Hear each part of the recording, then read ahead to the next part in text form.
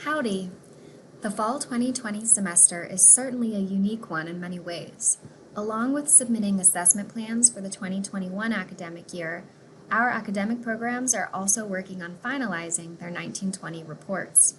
As always, we in the Office of Institutional Effectiveness and Evaluation are here to provide resources and information that will help clarify the requirements and documentation process for annual program assessment. In this video, I will be covering the 1920 report specifically. There are links to resources included throughout this slideshow. A copy of the slide deck with these clickable links can be downloaded from assessment.tamu.edu. As a refresher, the assessment report is distinguished from the assessment plan. Whereas the plan includes the outcomes, measures, and targets that will be the focus of the assessment in a given academic year, the report is a look back at the previous assessment cycle. In this case, the report includes the findings and data-informed actions from the 1920 academic year. The assessment report goes through a few stages before submission to OIE&E for final review at the end of the semester. The recommended deadline for submission to receive internal feedback on your report is October 16th, and the recommended date for liaisons to submit their feedback to programs is November 30th. These dates are highlighted because they are flexible. However, unless your college or campus liaison states otherwise, please adhere to these dates as closely as possible to avoid falling behind in the workflow. We recognize that this semester is a particularly busy one, particularly for our college and campus liaisons who are tasked with providing internal feedback on both the 2021 plans and the 1920 reports. Liaisons, please let your contact in the Office of Institutional Effectiveness and Evaluation know if you require assistance in providing internal feedback on the report this semester. We are here to help if you need it. The deadline for submission for final assessment plans is December 9th. At that point, department heads will be notified that reports have been submitted for their review. Reports that are approved by department heads will be submitted to OIE&E for final review by December 18th. Department heads also have the option to reject reports if deemed necessary. During the first week of November, you will receive a notification that an additional form has been assigned to your action items in APHIS, the Assessment Reflections and Closing the Loop form. This form does not go through the internal feedback process. That is, when you submit this form by the deadline, which is December 18th, it automatically goes to OIE&E for final review. OIE&E is excited to announce the launch of a brand new website where you will find a comprehensive repository of assessment and APHIS-related resources. This PowerPoint slideshow with clickable links is available on our website at assessment.tamu.edu under the Academic Programs menu item. All other resources are found on that page as well, including the 1920 Academic Program Assessment Guidelines Manual. Remember to use the 1920 version of this manual as you work on your assessment reports. This manual is also linked at the top of your 1920 assessment forms in APHIS. It was updated during the spring semester, so please ensure that you have the latest version. Please also pay special attention to the FAQs in each section of the manual, as they provide very helpful tips and strategies for ensuring your plan and report meets all university and SAC-COC requirements. On the website, you will also find a link to a 2-page resource for the distance education programs and programs offered at alternate geographic locations. There are additional reporting requirements for these programs, so be sure to take a look if your program falls into one of these 2 categories. Finally, there are a couple resources that are specific to the 1920 cycle. If your program's planned assessment strategy was disrupted during the spring 2020 semester, and if you're not sure how to capture assessment information due to this, please check out the resource entitled Helpful Tips and Strategies, which will be discussed further on the next slide. On the technical side of things, if your assessment strategy changed due to the nature of the spring semester and you need to make changes to the plan, you may find that you are unable to add new measures or to delete old measures from the 1920 forms in APHIS. If you find yourself experiencing this, please review the technical information document linked on the PowerPoint and on our website. It offers simple strategies for ensuring you are able to document your revised assessment plan. If all or the majority of your data collection strategies were slated for the spring 2020 semester, you might find yourself in a situation where you're not sure what to report for the 1920 cycle. Review the Helpful Tips and Strategies resource if this scenario applies to you. You are actually able to retroactively revise your 1920 assessment plan. If you weren't able to collect data for a planned outcome, was any data collected that might apply to other learning outcomes? If you have access to student work that provides evidence of a learning outcome not currently included in your plan, it is acceptable to add a brand new outcome to the plan, assuming that the outcome is one deemed important and relevant to the program. Perhaps other upper-level course instructors collected student work in their online sections that provides evidence for program learning outcomes. If you were able to collect some assessment data during the fall 2019 semester, it's okay to just report that data.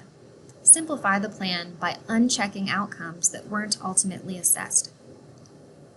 Priority should be placed on reporting direct evidence of student learning. However, if no direct evidence could be collected, consider whether there are other sources of data that the program could report. For example, indirect evidence, such as graduation survey results. The graduation surveys specifically ask students to report how much TAMU contributed to their learning outcomes. The most important message we could share with you about documenting 1920 assessment results is to just do your best. Though the priority should be on direct evidence of student learning, there is some flexibility with this particular report because of the nature of the spring 20 semester. Reach out to your internal liaison or your contact in OIE&E if you'd like to discuss your 1920 plan further.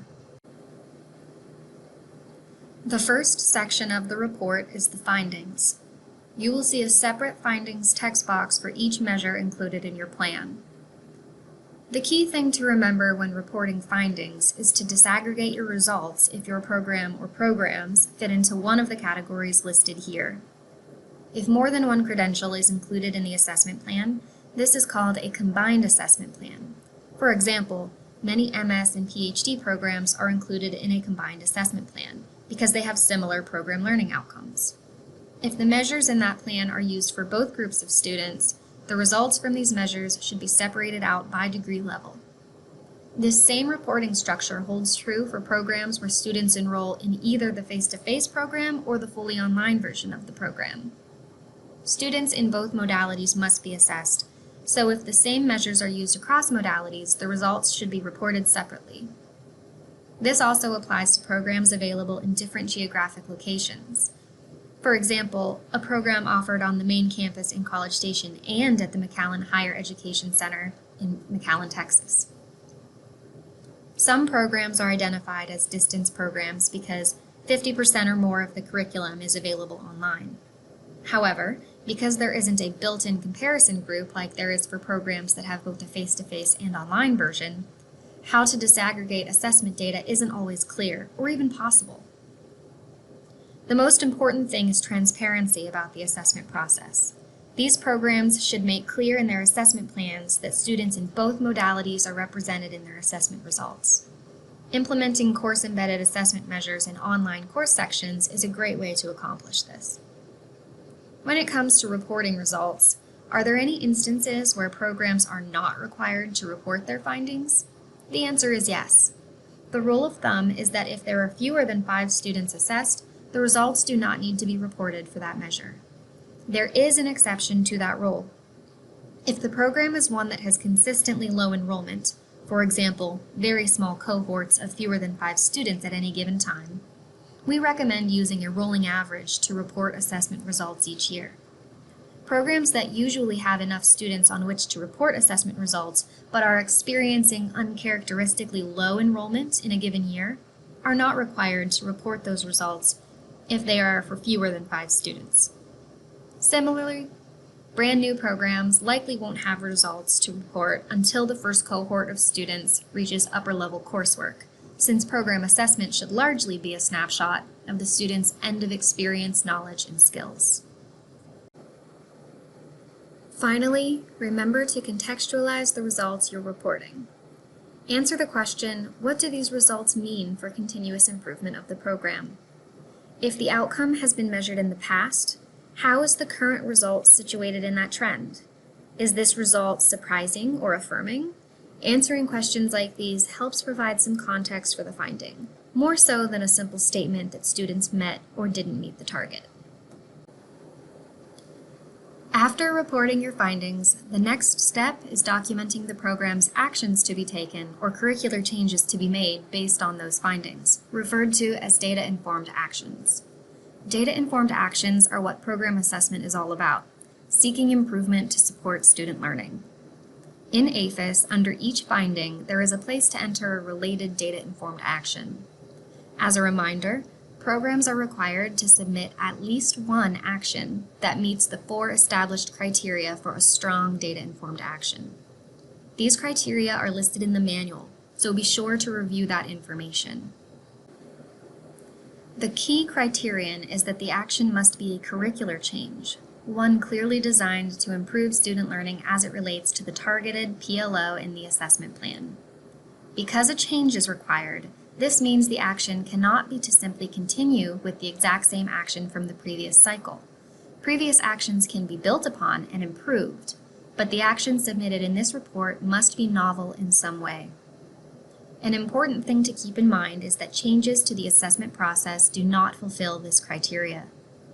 That is, changing measures, establishing rubrics, or revamping any part of the program's assessment strategy does not qualify as a curricular change. That being said, changes to the assessment process are often necessary and very meaningful, and there is a place in the reporting process where this kind of information should be discussed, which I will go over in just a few minutes. But the focus of data-informed actions should be curricular in nature. For example, implementing practice exams or creating new assignments, establishing brown bag events or requirements for students to participate in certain educational activities.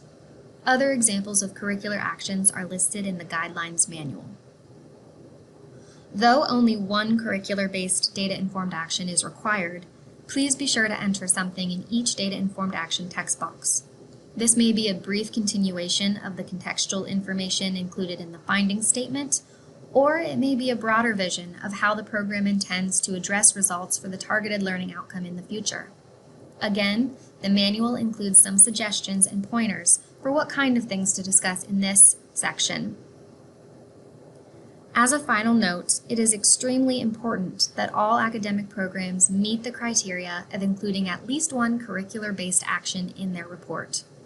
The university's 10-year reaffirmation report is due to SAC-COC in fall of 21, and a large part of that report is providing evidence that our academic programs use assessment results to seek improvement each year. Reports that do not meet this criterion will be returned and revisions will be necessary. After the first draft of the report is submitted to the internal liaison for feedback, an additional assessment form will be assigned to program coordinators in their APHIS action items lists. You will be notified when a form is assigned. It is called the 1920 Assessment Reflections in Closing the Loop report, and it consists of a series of open-ended questions for each program to respond to. It should be noted that this form does not follow the same workflow as the plan and report form. When this form is submitted, it goes straight to OIE&E for final review. However, you may export this form using the Print to PDF option to share it with your internal liaison for feedback outside of the system before submission, if you wish. The first item you are asked to respond to in this form is specific to the 1920 cycle, as it relates to how the transition to remote delivery of courses during the spring semester may have affected your data collection strategy. Some programs were deeply affected, and some weren't affected at all. In any case, this is an opportunity to explain what the program experienced in the spring semester and whether any changes in the process needed to be made. There are some guiding questions in this prompt, as seen in the third bullet on this slide. But ultimately, programs have freedom to explain their specific situation, particularly if the circumstances led to not being able to collect direct evidence of student learning outcomes. The next set of questions is about who is involved in the program's assessment process and broader reflections about assessment that has taken place over the last academic year. First, programs are asked to describe who is involved in the assessment process. That is, who is involved in the planning, data collection, and decision-making once the results have been analyzed. This response should address how both faculty and program leadership are involved, as assessment is a collaborative process. Next, reflect on the overall assessment experience during academic year 1920, with particular focus on the data that was collected and what was learned. This is the section where changes to the assessment process should be discussed. Ask yourself, for what we're trying to learn about particular learning outcomes, did we collect the right data? In more technical terms, is our data valid? Do our measures actually capture the knowledge or skills we intended for them to capture? Second, is the data we collected specific enough to guide changes? In program assessment, we collect evidence as it relates to specific program learning outcomes. If a broad measure is used, one that collects information on a variety of skills and knowledge, how do we ensure we are reporting those results such that they are providing information about that specific program learning outcome? Perhaps the most salient example of this is the use of a multi-criterion rubric applied to student work. For example, let's say a rubric is applied to a research paper to evaluate how well students critically analyze information from multiple sources. There may be a criterion on the rubric that specifically addresses critical analysis, but there are also criteria for writing a thesis statement, use of the scientific method, drawing appropriate conclusions, organization of the paper, and grammar, syntax, and style. If we report the comprehensive rubric score that aggregates information across all of these criteria, we lose sight of the specific information that relates to our targeted program learning outcome. Thus, the answer to the question of whether the data is specific enough to guide changes is no. What changes to the assessment process might be made in the future so that the data serves our purpose better?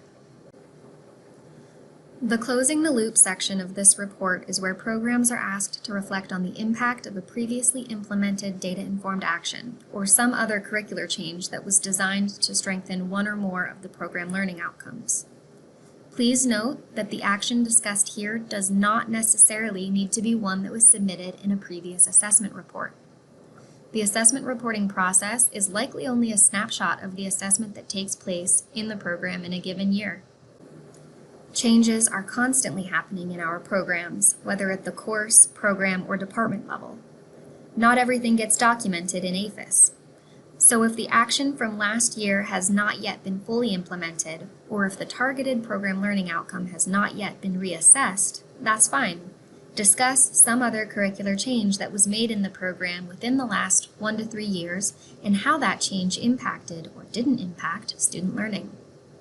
Regardless of whether you're closing the loop on an action that was previously documented in APHIS or not, please be sure to provide all of the necessary information. That is, describe the data or observation that led to the need for and implementation of a curricular change. Describe the change fully.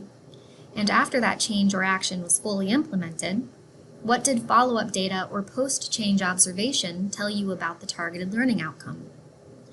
Was there a change? Whether that answer is yes or no, what's next? Programs that are fairly new may not yet have enough information on which to close the loop. If your program is new, anywhere from 1 to 3 years old, be sure to include that information and clearly state when systematic assessment of the program began or when it will begin, and what efforts are currently being made to use assessment data that has already been collected for continuous improvement. Finally, distance education programs and programs offered at alternate geographic locations are required to respond to one final set of questions. The responses should address this overarching question. What has the program learned about the educational experience and quality of learning for students in these unique modalities and/or locations? These programs are asked to respond to 3 specific questions. Number 1, what data do you look at to determine whether the educational outcomes of students in the program are similar to traditional or campus-based programs? Sources of data might include program learning outcome assessment results, student achievement metrics such as retention and graduation rates, student course evaluation results, and student satisfaction with the program. If there is a reasonable face-to-face or campus-based comparator program coordinators are strongly encouraged to report these metrics for both programs. Please refer to the Distance Education Reporting Guidelines resource found on the OIE&E website for specific suggestions. Number 2. What do the data from these metrics tell you?